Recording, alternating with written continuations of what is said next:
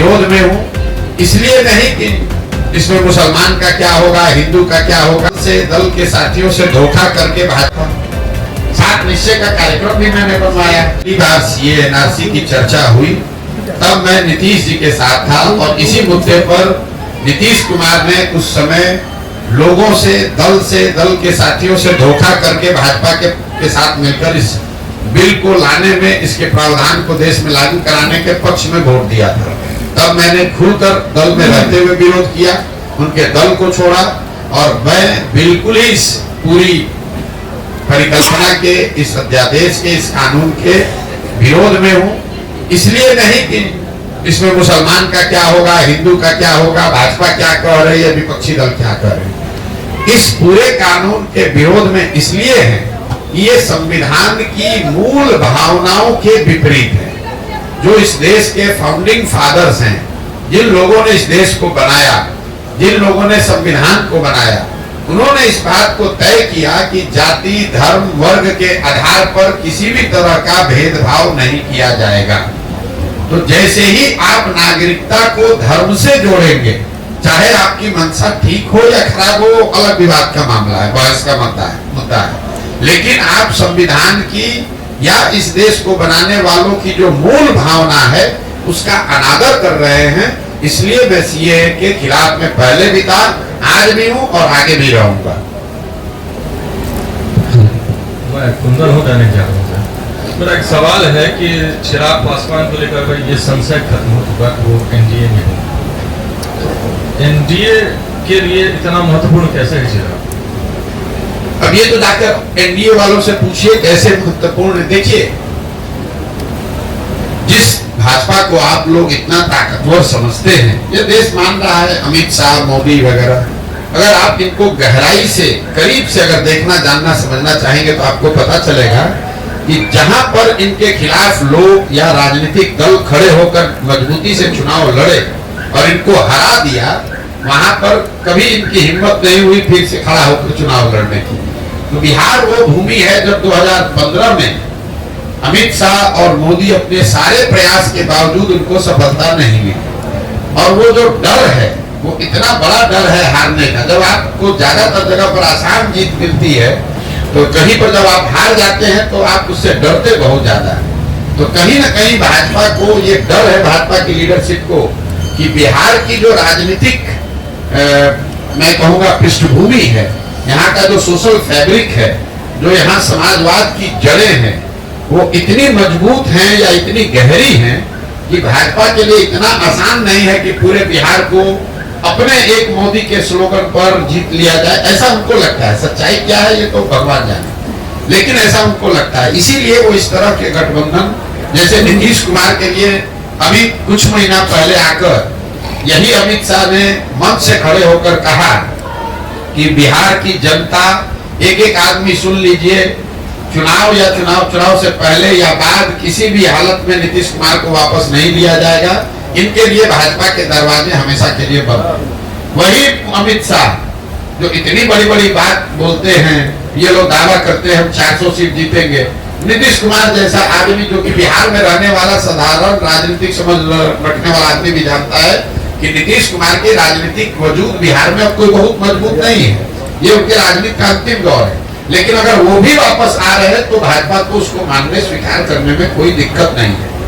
तो ये इसकी वजह यह है कि बिहार की राजनीतिक भूमि को भाजपा इतना आसान मानती नहीं है। चाहे वो चिराग हो, उपेंद्र कुशवाहा हो, मांझी हो, नीतीश हो, चाहते हैं कि जितने लोगों को साथ में रखे ताकि ये खतरा ना हो कि कहीं 40 में 2-4-5 सीट का नुकसान हो जाए। और दूसरा, ये बिहार के लोगों का दुर्भाग्य रहा है कि ये 40 सीट जो है, इसके लालच ने बिहार को बर्बाद कर दिया। विश्व के स्तर पर अफ्रीका के बारे में बात कही जाती है कि अफ्रीका के जिन देशों में बहुत ज्यादा खनिज है, वहां पर सबसे ज्यादा गरीबी है। तो उसको मिनरल कर्स कहा जाता है, क्योंकि वहां इतना खनिज है कि उसी को लूटने के लिए, उससे कमाने के लिए दुनिया भर के लोग जाकर वहां लूटपाट मचाते हैं। उसी तरह बिहार की हालत है। बिहार से 40 सांसद जीत कर जाता रहे, उसके लिए राष्ट्रीय दल, पहले कांग्रेस और अब भाजपा, ये कुछ भी करने को तैयार है। आप आपने देखा कांग्रेस का जब शासन था, इसी कांग्रेस ने बिहार को लालू जी के हवाले करके छोड़ दिया। उनको ऐसा नहीं कि मालूम नहीं है कि बिहार में कितना बड़ा जंगल राज लालू जी के टाइम में था। ऐसा तो नहीं मालूम है कि लालू उनको कांग्रेस को पता नहीं था कि बिहार सबसे गरीब और पिछड़ा राज्य था। मनमोहन सिंह जी इतने बड़े कम्युनिस्ट थे, उनको ये पता नहीं था कि बिहार में कितनी परेशानी बदहाली है। इसके बावजूद उन लोगों ने लालू जी को अपने कंधे पर बैठा कर रखा, क्योंकि वो चाहते थे कि बिहार से 20, 25, 30 सांसद जीतकर यूपीए की सरकार को मदद करते रहे।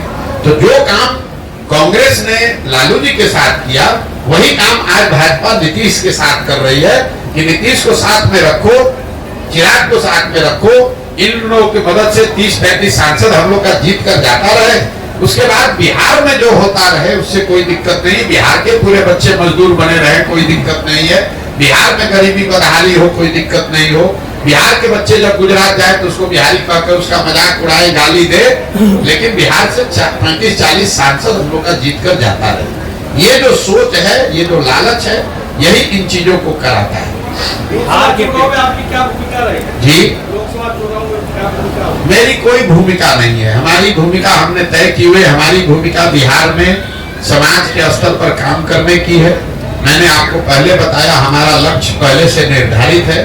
इन 3 उद्देश्यों के लिए ही आने वाले समय में 1 वर्ष लगे, 10 वर्ष लगे, मुझे कोई जल्दी नहीं है, मुझे कोई चुनाव से मतलब नहीं है। जब दल बन जाएगा, पूरे राज्य में हम पदयात्रा कर लें, लोगों से बात कर लें, यहाँ के सुधार की योजना बना लें, दल बन जाए, उसके बाद चाहे मुखिया का चुनाव होगा कि लोकसभा का चुनाव, सब चुनाव लड़ेंगे। ऐसा नहीं है कि हम चुनाव लड़ना भूल गए, लेकिन हमने अपने 10-15 साल के अनुभव के आधार पर ये पाया कि सिर्फ चुनाव जीतने से, दलों को जिताने से आप समाज को बदल नहीं सकते।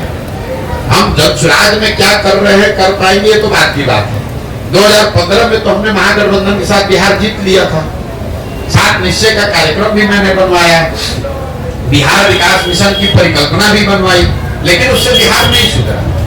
कई राज्यों में हमने सरकार बनाने में अपना कंधा लगाया है, लेकिन हम ये दावा नहीं कर सकते हैं कि उन राज्यों में अच्छी सरकार चल रही है। इसलिए मैंने उस काम को छोड़ दिया और अब तय किया है कि नहीं, अगर भगवान ने मुझे कुछ शक्ति, बुद्धि, साधन, व्यवस्था दिया है, तो मुझे इस शक्ति का, मुझे इस बुद्धि का प्रयोग समाज के बेहतरी के लिए करना है, दल और नेताओं के बेहतरी के लिए नहीं करना है। काम हम वही कर रहे हैं जो पहले कर रहे थे। ये आपको लग रहा है कि हम कोई काम छोड़ दिए, पहले हम यही काम दल और नेता के लिए कर रहे थे। उनको बता रहे थे कि आप अपने दल का संगठन कैसे मजबूत कीजिए, अपने आप को संगठित कैसे कीजिए, प्रत्याशियों का चुनाव कैसे कीजिए, किन मुद्दों पर प्रचार कीजिए, किन मुद्दों पर जनता को आश्वासन दीजिए।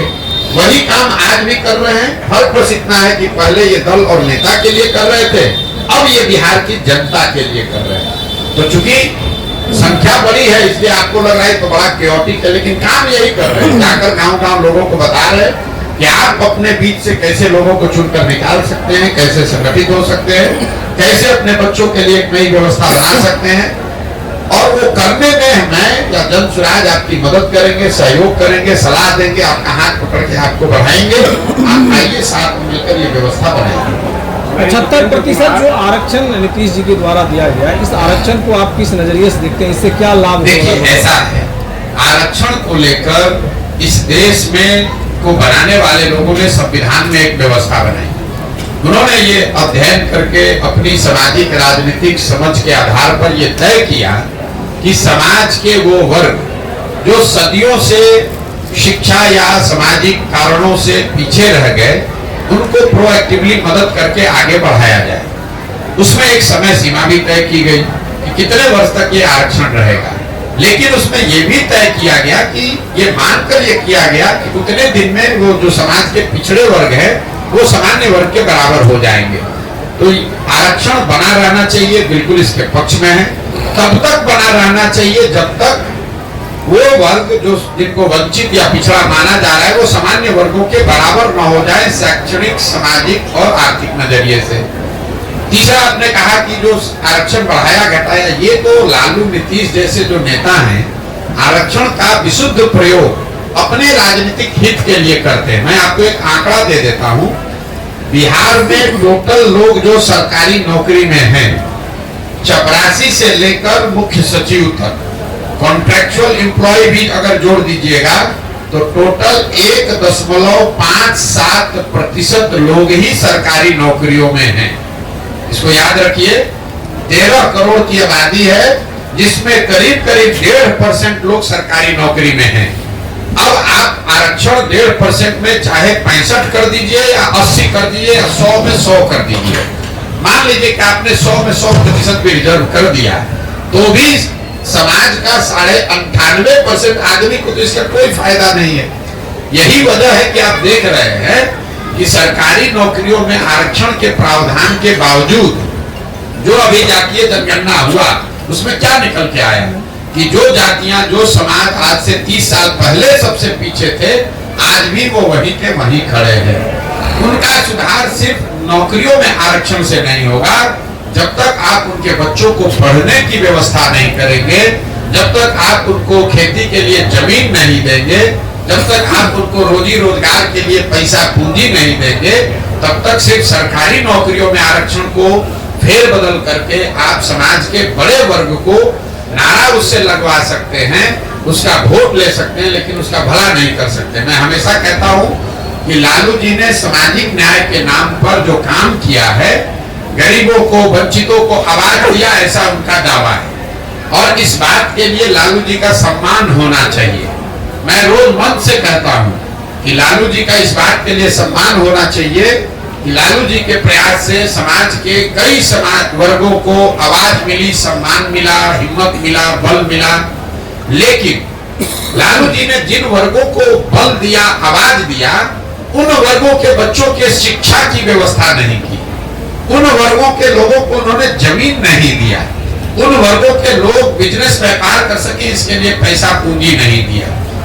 ये क्यों नहीं किया? इसलिए कि इन समाज के लोग आवाज पाकर उनके पक्ष में आवाज लगाएं, डंडा लेकर खड़ा हो, उनका झंडा लेकर घूमे, लेकिन अपने बच्चों के लिए कभी कुछ न पा पाए। जीवन भर लालू जी और उनके बच्चों के लिए आवाज लगाते रहे, उनके लिए नारा लगाते रहे। तो ये सामाजिक न्याय का एक पहलू है जिसको आपको हमको समझना है। जहां सामाजिक न्याय में सामाजिक स्वतंत्रता और जो बोल बताते हैं कि हमने आपको आवाज दे दिया, उस बात को काटने की जरूरत नहीं है। लेकिन लालू जी ने किसी वंचित समाज के गांव में, किसी महादलित परिवार के गांव में, पंचायत में स्कूल की व्यवस्था नहीं की। इस पूरे राज्य में लालू जी ने कभी भूमि सुधार की चर्चा नहीं की। इस पूरे राज्य में लालू जी ने कभी कोई ऐसी व्यवस्था नहीं की कि बैंकों से इन गरीब वंचित समाज के लोगों को सस्ते दर पर ऋण मिले ताकि वो रोजी रोजगार कर सके। इसके दो ही वजह हो सकते हैं, या तो लालू जी की इसकी समझ नहीं थी, या फिर लालू जी की राजनीतिक चातुर्यता इतनी है कि इन समाज को आवाज तो दो, लेकिन इनको पढ़ाई मत दो, इनको शिक्षा मत, इनको जमीन मत दो, इनको रोजगार मत दो, ताकि ये जीवन भर भीड़ बनकर मेरा और मेरे बच्चों का झंडा लेकर घूमते रहे, हम राजा बने रहे और ये सब हमारा जय जयकार करने वाली जनता बनी रहे। आगामी लोकसभा आपका समर्थन किसी प्रत्याशी को मिलेगा? किसी को नहीं। मेरा समर्थन किसी को नहीं है, मेरा विरोध किसी को नहीं है। ये जो मैं पूरा अभियान कर रहा हूँ, देखिए पूरे देश में कितनी पार्टियां और दल हैं जो चाहते हैं हम उनकी मदद करें, हम लोकसभा में उनके साथ जुड़ जाएं। हमने इस काम को 2021 में, आज नहीं, 2 मई 2021 को जब बंगाल तमिलनाडु का रिजल्ट आया, उस दिन हमने नेशनल टीवी पर बैठकर घोषणा की कि अब हमको जीवन में काम करना ही नहीं। लेकिन अब पत्रकार है या राजनीतिक टीका टिप्पणी करने वाले लोग, हमको तो ये विश्वास होता नहीं है। अब आपको विश्वास न हो तो उसके लिए हम कुछ कर नहीं सकते। जब हमने काम छोड़ा, छोड़ने के बाद 1 साल अपने जीवन का निकाला ये समझने के लिए कि हमको जीवन में आगे क्या करना है, और 2021 से लेकर 2022 तक सोचने समझने के बाद हमने तय किया कि अब अपने जीवन का मेरा अगला 10 साल 15 साल बिहार में सुधार के लिए हमको लगाना है। उसके लिए जो कुछ भी करना पड़े, अपना घर परिवार छोड़कर, आप देख रहे हैं कि देश में आज चुनाव हो रहा है, मेरे घर में कुछ हो रहा होगा, गर्मी हो, बरसात है, जाड़ा है। मैं पिछले 18 महीना से बिहार के गांव में ही रहता हूँ, इन्हीं कैंप्स में रहता हूँ, लोगों से मिलता हूँ, उनको समझाने का प्रयास करता हूँ। उसमें सफलता मिले न मिले वो बात का बात है, आप उससे सहमत हो सकते हैं, नहीं सहमत हो सकते हैं, लेकिन मैं ये काम पिछले 2 वर्ष से कर रहा हूँ, इस बात से कोई इनकार नहीं कर सकता है। तो मैं हमेशा कहता हूँ कि अगर आप हमारी बात, हमारी कहे हुए बात पर भरोसा मत कीजिए, मेरे कथनी पर मत जाइए, तो मेरे करनी को देखिए, जो मैं कर रहा हूँ उसको देखिए, जांचिए, परखिए, ठीक लगे तो जुड़िए, और न ठीक लगे तो जैसे जीवन चल रहा है चलाइए, हमें कोई दिक्कत नहीं है। जो आपसे प्रभावित है, जो मतदाता आपसे प्रभावित है, वैसे लोग कहाँ वोट करेंगे? जो हमसे प्रभावित है, जो इस सोच से प्रभावित है, वो उन लोगों को वोट करेगा जो समाज में इस बार खड़े होंगे और बेहतर उनकी नजर में होंगे। अब आप ये कह सकते कोई बेहतर ना हो तो क्या करे, भाई उसके लिए नोटा का प्रोविजन है, जाके नोटा दबाओ। जिन ओवैसी से इस बार 11 लोकसभा में उम्मीदवार उतार रहे हैं बिहार में, क्या लगता है? अब भाई ये जाकर ओवैसी साहब से पूछिए कि 11 में उतार रहे हैं कि 41 में उतार रहे हैं। हमने आपको कह दिया कि हमको चुनाव से कोई लेना देना नहीं है। हमने जिन उद्देश्यों को लेकर इस अभियान को शुरू किया है, एक चुनाव आए, 10 चुनाव आए, कोई लालच आए, कोई बीच में स्थिति आए, हम इससे हटने वाले नहीं है।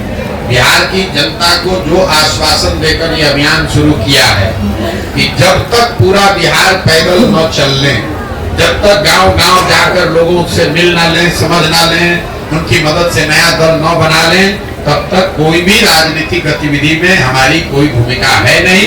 ये बिहार के लोगों को तय करना है कि वो किसको वोट देना चाहते हैं, किसको नहीं देना चाहते। बिहार में सर आज जो है नीतीश कुमार का मंत्रिमंडल का विस्तार हो रहा है, और क्या लगता है आगामी लोकसभा चुनाव के बाद उनका गठबंधन बना रहेगा या दोबारा? भाई नीतीश कुमार को खुद ही नहीं पता है कि वो कहाँ खड़े हैं और कहाँ 10 दिन के बाद खड़े रहेंगे। पिछले 7 महीना से जब आप लोग उनको प्रधानमंत्री का उम्मीदवार बना रहे थे, इंडिया का संयोजक बना रहे थे, तब भी मैं कह रहा था कि नीतीश कुमार भागने वाले हैं, कि वो खिड़की खोल कर बैठे हुए भाजपा में भागेंगे, अगर नहीं भागेंगे तो इनको 5 सीट नहीं मिलेगा। जैसे पता चला लोकसभा नजदीक आया, डर के मारे आदमी भागा फिर भाजपा में। अब भाजपा की मदद से जीत जाएंगे कुछ सीट, जीतने के बाद फिर बादशाह बनने लगेंगे कि अब हमसे ज्यादा पॉपुलर कोई नेता नहीं है। सच्चाई ये है कि नीतीश कुमार की राजनीतिक पारी का अंत हो गया है, ये अंतिम दौर चल रहा है। जब तक कुर्सी पर हैं, 1 महीना 2 महीना साल भर, अगले चुनाव तक हाथ पांव मार लें, समीकरण बना लें।